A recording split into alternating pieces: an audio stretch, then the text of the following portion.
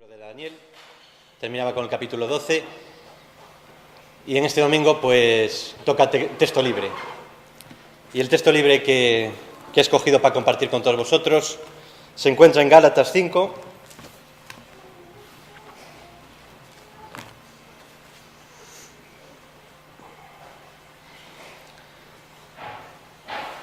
y de momento solamente vamos a leer 3 versículos. Gálatas 5, versículos 19 al 21.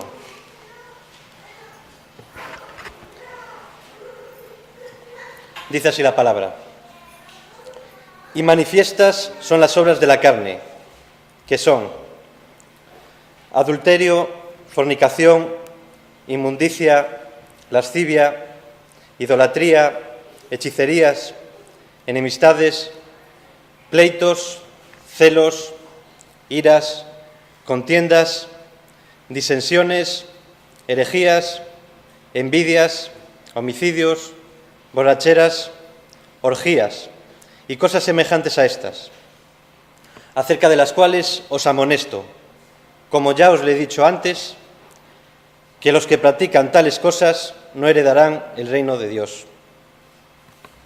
Hasta aquí la palabra. ¿Quién nos ha preguntado para sí mismo cómo está mi relación personal con Cristo? ¿Qué aspectos de mi vida, de mi relación personal con Él, necesito mejorar? Incluso algunos de los que os encontráis aquí en esta mañana os habéis preguntado: ¿tengo seguridad de salvación? ¿Es Dios lo más importante en mi vida? Para ayudar a contestar estas y otras preguntas, nada mejor que la lista de pecados que os acabo de leer. Por eso os invito a hacer un examen interno, un test espiritual. Os tengo que reconocer que a medida que iba preparando esta predicación e iba analizando cada pecado aquí mencionado, pues me iba dando cuenta de que mi relación personal con Cristo no es tan buena de lo que podía pensar. Así que cada pecado que analicemos tiene 3 respuestas, 3 alternativas de respuesta. La primera alternativa sería, pues, A, lo practico habitualmente, siempre que surge la ocasión, practico este pecado. La respuesta alternativa B sería, pues caigo ocasionalmente más de lo que debiera. Y la respuesta alternativa C, pues sería, casi no he caído en este pecado o no lo he hecho.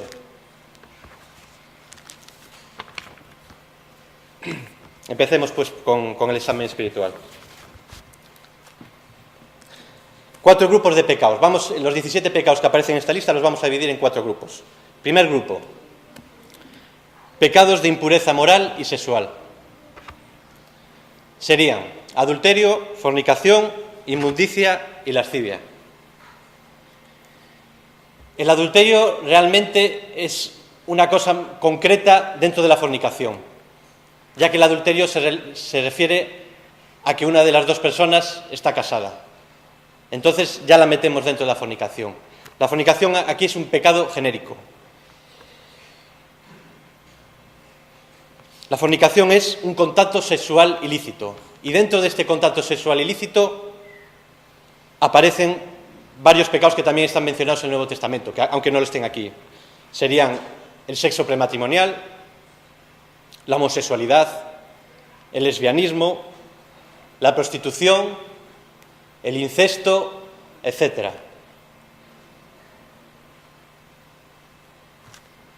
¿Qué está pasando hoy en día?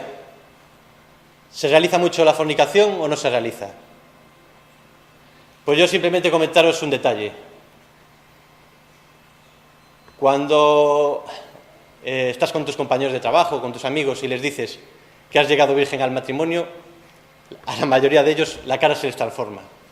Hoy en día, ser virgen antes del matrimonio o ser virgen toda la vida es sinónimo de ser bicho raro.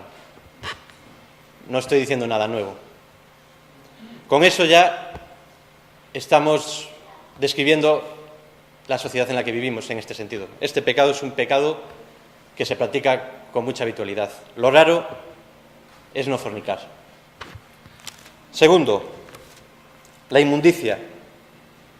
En el Antiguo Testamento la inmundicia estaba más relacionado con la impureza física a la hora de celebrar el rito religioso. Tenías que lavarte las manos, cumplir una serie de requisitos. Sin embargo, en el Nuevo Testamento la inmundicia está relacionada con un aspecto moral. Está relacionada con tener la mente constantemente pensando en cosas indecentes, en cosas sucias. Y primordialmente relacionadas con el sexo. ¿A qué me refiero? Pues dos ejemplos muy evidentes y que también se practican con mucha habitualidad en nuestra sociedad: la pornografía y la pedofilia. Muchas personas a las que conozco, cuando empiezas a conocerlas y a relacionarte, te das cuenta que sus mentes están bastante obsesionadas con el tema sexual. Y viendo y encendiendo la televisión, pues es fácil encontrar, se destapa una red de pedofilia, y ya no decir nada de lo muy asumido que tiene gran parte de la sociedad el tema de la pornografía. Relacionado con la inmundicia está la lascivia. La lascivia es sinónimo de desenfreno, lujuria, libertinaje y sensualidad. Cuando una mente es inmunda, tarde o temprano va a manifestar un comportamiento público de esa mente sucia. Y eso es la lascivia. La lascivia en el Nuevo Testamento también tiene un enfoque más con el exceso sexual de forma pública. ¿Y qué es este exceso sexual de forma pública?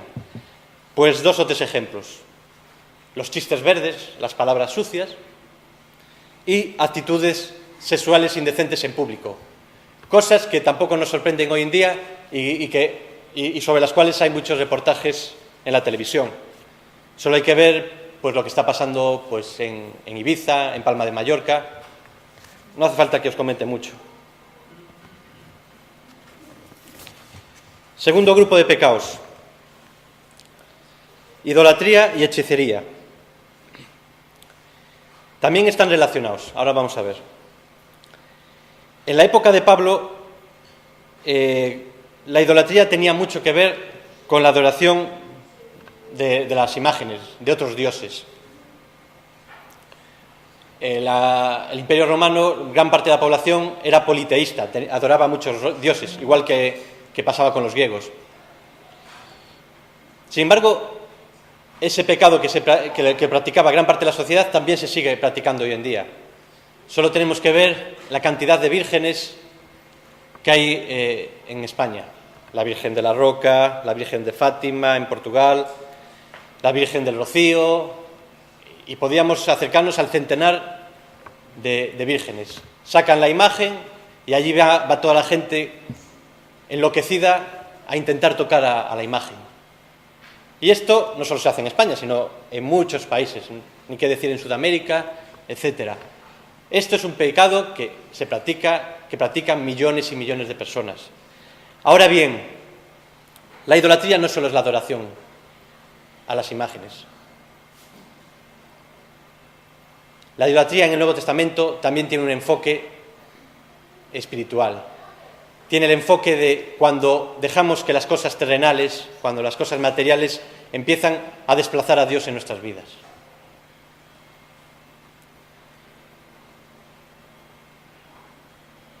¿Tenemos ídolos espirituales en nuestro interior?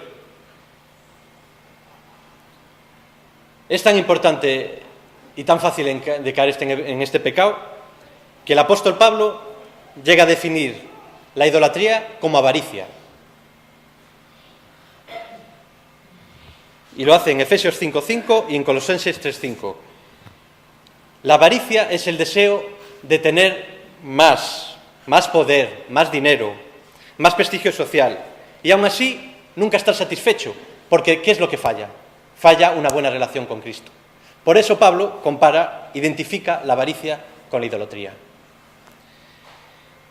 Hechicería. Pues cuando se adoraban a los dioses en la época romana, el culto a los dioses estaba muy relacionado con las orgías y también con las hechicerías. Durante el culto a los dioses paganos, frecuentemente también se usaba, la gente, aparte de emborracharse, también algunas veces usaba drogas. Lógicamente las drogas hoy en día están mucho más sofisticadas que entonces, pero también el culto idolátrico estaba un poco relacionado con orgías y con hechicerías. Y hoy en día esto también se sigue practicando. Y se sigue practicando de forma más perfecta, entre comillas, ya que las drogas son más evolucionadas, están más evolucionadas. Y lo que son las hechicerías y brujerías también están en auge. Y me diréis, ¿en qué? Pues solo hay que ver los ritos del vudú, los chamanes del Perú, la magia blanca, la magia negra, cantidad de sectas y filosofías que trabajan con las ciencias ocultas, etc. ¿Y qué decir del mal uso de las drogas que se hace hoy en día? Solo hay que ver la evolución de las drogas de diseño. Ya no hablo de la cocaína, la heroína, que ya tienen una cierta tradición. Hablo de la evolución de las obras de diseño, de las drogas de diseño. Aún hace unas semanas, creo que muchos de los que estáis aquí visteis a un joven inglés tirado en una playa que quería morder a la gente por el efecto de una droga de diseño y tuvo que ser reducido por 11 personas. Idolatría, hechicería, aún está más en auge que entonces. Tercer grupo de pecados, los relacionados con las malas relaciones personales, los pecados que van contra la ley del amor. Y empezamos con los dos primeros, que están también relacionados entre sí. Por un lado, las enemistades y por otro lado, los pleitos. Las enemistades, sinónimo de hostilidad, de odio a otras personas. Todo empieza cuando empezamos a anidar en nuestro interior prejuicios y barreras mentales hacia los demás. Hacia otras personas que tienen una manera de entender y actuar muy distinta a la que nosotros entendemos que se debe hacer. Prejuicios y barreras, pues también por la cultura, por el país de procedencia, por la clase social, pero sobre todo por a lo mejor ser de una manera de ser y de enfocar la vida muy distinta a la nuestra. Por ahí empieza el problema. Y de ahí, pues, se pasa al llegar a despreciarse o a hacerse daño sutil o directamente. Que eso sería lo que tendría que ver con los pleitos. Antes de pasar a los pleitos, decir que a lo contrario de los prejuicios, Dios no hace acepción de personas. Como dice Pablo en Colosenses en Colosenses capítulo 3, versículo 11, Cristo es el todo y en todos.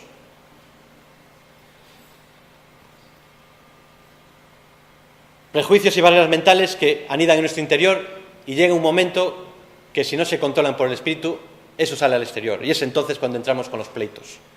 Pleitos es sinónimo de discordias, altercados, peleas, disputas. Es un odio que se hace público. Y este pecado ha hecho mucho daño en la historia del cristianismo. Es un pecado de gran alcance destructivo. Y una cosa que suele provocar muchas veces este pecado en las congregaciones es cuando las personas idealizan, en vez de idealizar a Cristo, idealizan a ciertas personas. Y de esto se daba cuenta el apóstol Pablo. 1 Corintios 1:12 nos dice lo siguiente: quiero decir que cada uno de vosotros dice, yo soy de Pablo, y yo de Apolos, y yo de Cefas, que es Pedro. Y dice Pablo, termina diciendo el versículo, y yo de Cristo. Ese debe ser nuestro ideal. Continuamos. Celos, y un poco más adelante también aparecen las envidias. Están también relacionados. La envidia siempre es mala. Ahora bien, el celo puede ser positivo o negativo. Es positivo, es bueno, cuando ese celo tiene que ver con el amor, con el ardor, con el fervor de espíritu hacia todo lo que tiene que ver con Dios. Eso es bueno, el celo de Jehová, el celo hacia Jehová. Pero el celo también puede ser malo, y en este caso, aquí en Gálatas, tiene ese sentido malo. El celo enfocado hacia uno mismo. El celo que dice, este tiene más que yo. ¿Por qué yo no lo tengo? ¿En qué se diferencian los celos y la envidia? Pues muy parecido a lo que acabamos de ver anteriormente, los celos sería la primera fase y la envidia sería una agravación, sería una segunda. Para explicar esto voy a poner un ejemplo. Todos sabemos que los fariseos notaban que Jesús causaba más admiración en el pueblo de Israel. Y eso hacía que ellos sintieran celos por Jesús. En vez de admirar las enseñanzas de Cristo y de reconocer que tenía razón, no, ellos solo estaban centrados en sí mismos, centrados en que la gente admiraba más a Jesús que a ellos. A nosotros también nos puede pasar, y seguramente nos ha pasado en alguna vez esto. Podemos sentir celos de otras personas, porque en vez de centrarnos en la cantidad de bendiciones espirituales que el Señor nos da diariamente, no. Nos centramos en que fulanito tiene más cosas o se le reconoce en más cosas que a mí. Y es más, también nos olvidamos de que muchas veces no reconocemos que esa persona lo que ha conseguido o lo que que nos gustaría tener, pues lo ha hecho de forma justa. Por ahí empieza la agravación del pecado. Estos son los celos. Pero claro, como esto no lo controles con el Espíritu Santo, se puede agravar la cosa. Y es entonces cuando surge la envidia. Y la envidia es más grave, porque es un paso más. Llega a la realización de actos hostiles hacia esa persona. Ya no solo es decir, quiero eso que tiene esa persona, sino quiero que esa persona no tenga lo que tiene o no llegue a alcanzar lo que tiene, o no llegue a alcanzar algo que tiene posibilidades de alcanzar.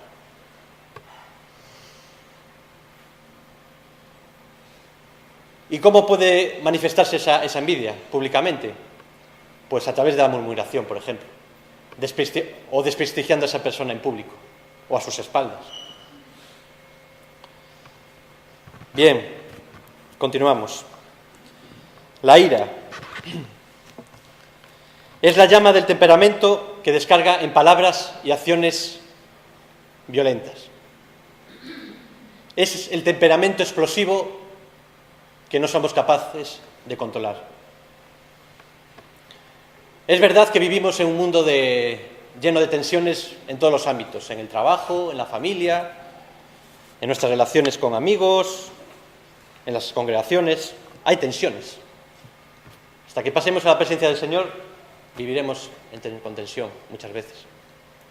Por eso, como no pongamos frecuentemente esas tensiones internas que tenemos en las manos de Dios, fácilmente acabaremos con arrebatos de ira, realizando arrebatos de ira. Ahora bien, hay iras y enojos justificados, siempre que se vean unos requisitos. Y en el Nuevo Testamento encontramos dos ejemplos relacionados con nuestro Salvador, con Jesucristo. Un ejemplo viene narrado con el asunto de cuando Jesús, al ver que los cambistas y los vendedores de animales realizaban esos negocios en el templo de su Padre, se llenó de ira santa, volcó las mesas y echó a todas estas personas del templo. Esto es una ira santa, por varios motivos. Primero, porque es un motivo totalmente santo de amor y de respeto a su Padre. Y segundo, porque fue una ira controlada. Es verdad que Jesús volcó las mesas, los echó, pero en ningún momento se nos menciona en el Nuevo Testamento que les agrediera. Y es más, Jesús les explica el motivo del por qué hace eso. Versículo 13 del capítulo 21 de Mateo. Mi casa, casa de oración será llamada, mas vosotros la habéis hecho cueva de ladrones. Y otro ejemplo de que hay ocasiones en los cuales es bueno sentir enfado o enojo cuando vemos una injusticia grave. Si no, sería preocupante. Otro ejemplo también le ocurre a Jesús y se menciona en Marcos capítulo 3, versículo 5. Allí se nos dice que Jesús sentía enfado, enojo y tristeza al ver la dureza de los corazones de los fariseos. Es bueno sentir enfado cuando vemos injusticias graves. El problema es cuando ese enojo o esa ira se nos descontrola. Y el problema se puede agravar aún mucho más cuando dejamos que el rencor y la amargura entren en nuestro espíritu. Como dice el apóstol Pablo en Efesios capítulo 4, versículos 26 y 27, airaos, enfadaos, pero no pequéis, no se ponga el sol sobre vuestro enojo, sobre vuestro enfado, ni deis lugar al diablo. Ojo con el rencor, ojo con la amargura. Continuamos. Contiendas. Ambición egoísta, sinónimo de ambición egoísta. Esta palabra describe una actitud centrada en uno mismo. Cuando hacemos cualquier cosa, cualquier trabajo, pensamos solo en nosotros mismos. Por ejemplo, trabajar solo por dinero. Por ejemplo, los políticos de hoy en día. ¿Cuántos políticos vemos que solo piensan en sí mismos? Solo piensan en enriquecerse, en tener más poder, sin darse cuenta de que están representando a sus ciudadanos, a los ciudadanos de este país. Por ejemplo, hacer la obra del Señor más por un deseo de reconocimiento, más por un tema de ambición personal, para que vean lo listos que somos, lo bien que hacemos las cosas, o incluso por hacerle daño a un hermano o por rivalidad, como le ocurrió al apóstol Pablo. Esto lo tuvo que sufrir el apóstol Pablo. Y lo sufrió en Filipenses, capítulo 1, versículos 15 y 16. Algunos, a la verdad, predican a Cristo por envidia y contienda, pero otros de buena voluntad. Los unos anuncian a Cristo por contención, no sinceramente, pensando añadir aflicción a mis prisiones. Hay personas que actúan por vanagloria, por llamar la atención, deseando siempre ser los primeros, en vez de un deseo verdadero de respaldar la verdad. Y esto ocurre en todos los ámbitos de nuestra vida. Cuidado que nos ocurra a cada uno de los que estamos aquí. Lo contrario a la ambición egoísta, a las contiendas, es dejar que la mente de Cristo esté en nosotros. Como nos recuerda el apóstol Pablo en Filipenses capítulo 2, versículos 3 al 5, capítulo 2, versículos 3 al 5, nada hagáis por contienda, por ambición egoísta, o por vanagloria, o por ostentación. Antes bien, con humildad, estimando cada uno a los demás como superiores a él mismo, no mirando cada uno por lo suyo propio, sino cada cual también por lo de los otros. Haya pues en vosotros este sentir que hubo también en Cristo Jesús. Disensiones. Esta palabra significa literalmente una posición aparte. describe una situación de separación, donde todo el compañerismo, toda la unión se van, se enfrían o desaparecen. En las familias, en los amigos, en el trabajo, en las iglesias. Y esto también ocurría en las primeras iglesias. Y en 1 de Corintios, capítulo 3, versículo 3, Pablo le dice a esta iglesia: aún sois carnales, pues habiendo entre vosotros celos, contiendas, ambiciones egoístas, y disensiones, posiciones aparte, ¿no sois carnales y andáis como hombres? Más textos. Romanos 16, versículo 17. Pablo nos enseña que se señale a esas personas que buscan las disensiones. Mas os ruego, hermanos, que os fijéis en los que causan divisiones y tropiezos en contra de la doctrina que vosotros habéis aprendido, y que os apartéis de ellos. Las divisiones pueden ser de dos tipos. Personales, dos personas se niegan a hablar entre ellas porque no superan la amargura y el rencor. Y las divisiones en los grupos. Y aquí me voy a centrar un poquito en las congregaciones.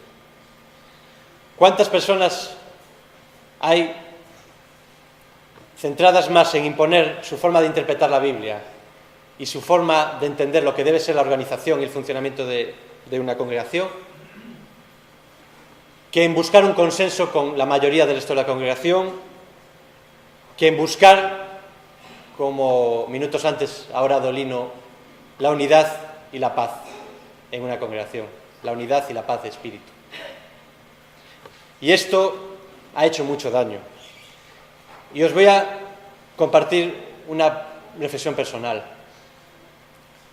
En Vigo no llegamos a los 2.000 miembros en las diversas iglesias protestantes de esta ciudad. ¿Sabéis cuántas congregaciones protestantes tenemos? Estamos cerca de las 30 y no llegamos a los 2.000 miembros. En Estados Unidos hay bastantes iglesias en las que una congregación supera esta cifra. Y yo me pregunto, y yo os pregunto, ¿no habremos hecho algo malo? Yo no digo que tenga que haber una iglesia, por circunstancias de la vida, por circunstancias de la historia, pero podría tranquilamente haber 5 o como mucho 10 congregaciones. Pero estamos acercándonos a las 30 congregaciones. Pero lo triste es que el número de miembros en esta ciudad no aumenta casi. O si aumenta, es a un ritmo muy pequeño. ¿Sabéis que en el Nuevo Testamento, sobre todo en los Hechos de los Apóstoles y en las epístolas de Pablo, cuando se menciona una congregación, se menciona la congregación de esa ciudad, de ese pueblo? La iglesia de Corinto, la iglesia de Éfeso. Y aquí en Vigo, si el Señor nos escribe una carta, ¡fua!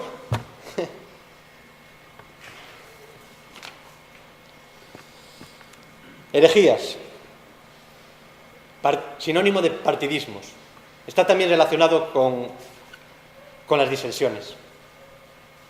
Pero aquí tiene un enfoque más doctrinal, más teológico. Son los partidismos provocados por falsos maestros que traen falsas enseñanzas y que crean incluso sectas para apartar a personas del verdadero evangelio. Y esto se ha acentuado en los 2 últimos siglos, a mi entender. 2 ejemplos: los mormones y los testigos de Jehová. Los mormones porque en el siglo XIX el fundador y sus seguidores tuvieron la osadía de añadir a la Biblia el libro del Mormón y otras más revelaciones. Ellos decían que Dios se les había aparecido y les había dado nuevas revelaciones. Y los testigos de Jehová porque niegan la divinidad de Cristo. Y esto es esencial, por esto no podemos pasar. Y de esto nos advierte, y estos problemas estos problemas de negar la divinidad de Cristo, de no reconocer que Cristo era Dios hecho hombre y de que era el Salvador, pues ya estos problemas ya también los había a los pocos años de resucitar nuestro Salvador. Segunda de Pedro, capítulo 2, versículo 1. Nos recuerda el apóstol Pedro. Pero hubo también falsos profetas entre el pueblo, y fijaos lo que dice ahora. Como habrá, futuro, como habrá entre vosotros falsos maestros que introducirán encubiertamente herejías, partidismos. Herejías, partidismos destructores. Y aún negarán al Señor que los rescató. Esto está pasando hoy en día, pero a millones de personas siguen filosofías totalmente herejes, atrayendo sobre sí mismos destrucción repentina.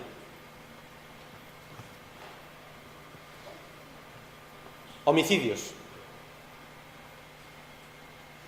Cuando pensamos en esta palabra, lo primero que a mí se me viene a la mente es el matar a una persona. Pero relacionado con los homicidios hay dos pecados también. Uno, el aborto. El 90% de los casos de aborto de hoy en día se realizan por egoísmo. Es que no queríamos, fue un fallo, es que si ahora tengo al hijo, un matiz, el padre que no quiere asumir la responsabilidad paterna también es cómplice y tiene el mismo grado de responsabilidad que la mujer, porque muchas veces caemos en la actitud machista. Es que si tengo al hijo no voy a poder seguir con mis estudios, me va a cambiar mucho la vida, es que no me veo capacitada para asumir esta responsabilidad. Ese es el 90% de los casos de aborto.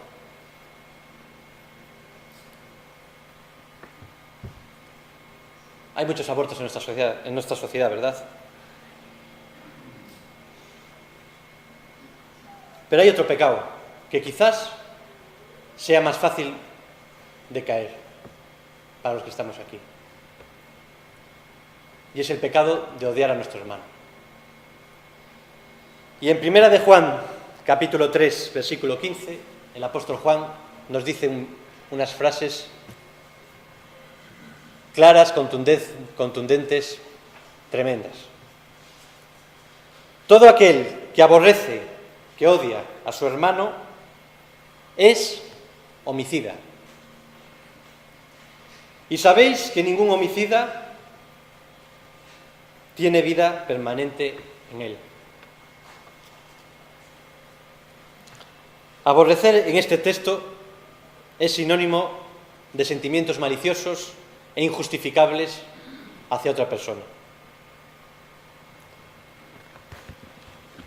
¿Cómo va nuestro examen? Yo ya cuando iba en esta parte, chungo. Peor de lo que pensaba. Cuarto grupo, borracheras y orgías. Son los pecados que se oponen al fruto del espíritu de la templanza. Los pecados de intemperancia. Se dan sobre todo en las personas jóvenes. Y los voy a juntar, porque están muy relacionados. La borrachera describe el estado de intoxicación, de pérdida de facultades físicas, mentales y de autocontrol moral. Eso es una borrachera, eso es lo que provoca una borrachera. Ahora bien, hay dos casos, podríamos dividir las borracheras en dos grupos. Por un lado, la borrachera de las personas que son alcohólicas, que digamos son drogadictos del alcohol. Pero por otro lado está lo que más se practica habitualmente, que es millones y millones de jóvenes que están pensando y que acaban emborrachándose cada semana o cada pocas semanas, que no son capaces de disfrutar de las cosas buenas de la vida sin tener que emborracharse. Y esto también está muy en auge. Y las borracheras están relacionadas, lógicamente, con las orgías. Las orgías son sinónimo de juerga, de desenfreno. Y en las orgías pues aparecen las borracheras, aparece el uso de las drogas, aparecen las actitudes sexuales indecentes. No vamos a entrar en detalle. Es un pecado en auge. Solo hay que ver el aumento de reportajes sobre las borracheras y sobre las orgías. Lo vemos como algo ya cotidiano, ¿verdad? Y vamos terminando. 5 minutos escasos. Y cosas semejantes a estas. Cosas semejantes a estas. En el Nuevo Testamento hay 92 pecados distintos mencionados. Y en el Nuevo Testamento aparecen 7 listas de pecados descritas por el apóstol Pablo. Y hoy solamente hemos analizado un poquito una de ellas. Yo os invito a que en vuestras casas profundicéis en el estudio de las otras 6 listas de pecados. Merece la pena. Y cosas semejantes a estas. De los 75 pecados restantes, muchos están bastante relacionados con los 17 que acabamos de leer en esta noche. Esta es una lista representativa, aunque sea corta, es bastante representativa. Y aquí el apóstol Pablo da a entender que, cuidado, esto no se acaba aquí solo. Y por eso dice que hay muchos pecados que tienen también relación con estos. De hecho, hoy hemos visto cómo había pecados muy relacionados entre ellos, como por ejemplo los celos y las envidias. Bien, continuamos y acabamos. Acerca de las cuales os amonesto, como ya os lo he dicho antes, que los que practican tales cosas no heredarán el reino de Dios. 2 cosillas. Primero, que practicar no indica un pecado pasajero. No, eso no es practicar. Practicar es un hábito, es un vicio. Practicar implica que Pablo está advirtiendo contra todas aquellas personas que se comprometen con persistencia en estas actitudes, en estos pecados, que rehúsan, no quieren arrepentirse. Y segunda cosilla, os voy a leer literalmente lo que dice un conocido teólogo por muchos de los que estáis aquí, lo que dice Ernesto Trenchard cuando comenta esto de practicar. Dice Ernesto Trenchard: la práctica continua de las obras de la carne revela profundas actitudes de rebeldía contra Dios, que son incompatibles con el reino.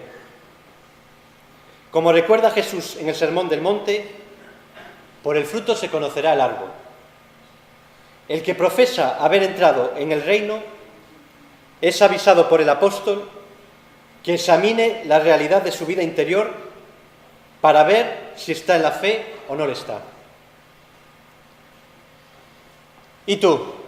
¿Estás en la realidad de la fe o no lo estás? ¿Tienes a Cristo en tu interior realmente? ¿Tienes seguridad de salvación? Si en esta mañana te estás dando cuenta de que nunca has tenido a Cristo en tu vida o tienes serias dudas de ello, yo te invito a que cojas al hermano con el que más confianza tengas, o que hables con Félix o con Abel y dejes que el Señor entre en tu vida. No dejes pasar la oportunidad. Y si no lo quieres hablar con nadie en esta mañana, en tu interior te invito a que lo hagas. Merece la pena. Y los que tenemos seguridad de salvación, es probable que a muchos de los que estáis aquí os haya ocurrido lo que me pasó a mí al preparar esta predicación. Que nos demos cuenta de que a lo mejor nuestra relación con Cristo no va tan bien como pensábamos. Pero hay soluciones. Y con eso quiero acabar en esta mañana. Soluciones de hacer cosas, soluciones de no hacer cosas. Gálatas 5, y vamos a leer con calma, con mucha calma, y en 2 minutos acabamos, versículos 14 al 18.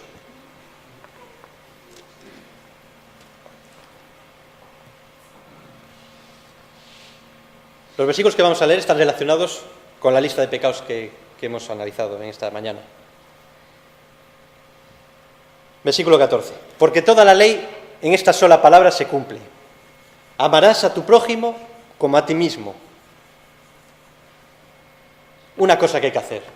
Amar a tu prójimo como a uno mismo. Una cosa que hay que hacer. Cosas que no hay que hacer. Versículo 15. Pero si os mordéis y os coméis unos a otros, en el plano espiritual, lógicamente, mirad que también no os consumáis unos a otros. Cosas que no hay que hacer. Versículo 16, cosas que sí que hay que hacer. Digo pues, andad en el Espíritu. Seamos sinceros con Dios. Leamos la Biblia. Oremos en el Espíritu. Reconozcamos, arrepentámonos ante Dios de las cosas que van mal en nuestra vida. Eso es andar en el Espíritu. Y no satisfagáis los deseos de la carne, cosa de no hacer, no satisfacer los deseos de la carne. Porque el deseo de la carne es contra el Espíritu, y el del Espíritu es contra la carne. Y estos se oponen entre sí para que no hagáis lo que quisierais. Pero si sois guiados por el Espíritu, no estáis bajo la ley. Y saltamos, y vamos a los versículos 24 al 26, y ya acabamos. Pero los que son de Cristo han crucificado la carne con sus pasiones y deseos. ¿En qué nivel hemos crucificado nuestras pasiones y nuestros deseos? ¿En qué nivel? Miremos para nuestro interior. Versículo 25. Si vivimos por el Espíritu, andemos también por el Espíritu. Segunda vez que Pablo repite que debemos andar por el Espíritu. Qué importante es andar con el Espíritu. Y por último, cosas que no debemos hacer, que van contra el Espíritu de Dios. No nos hagamos vanagloriosos, no nos hagamos fanfarrones, no estemos buscando el llamar la atención de los demás, irritándonos unos a otros. ¡Hey, yo estoy aquí! Envidiándonos unos a otros. Esto ya es peor. Esto aún hace más daño que el irritar. Que el Señor nos ayude. Vamos a terminar con la oración.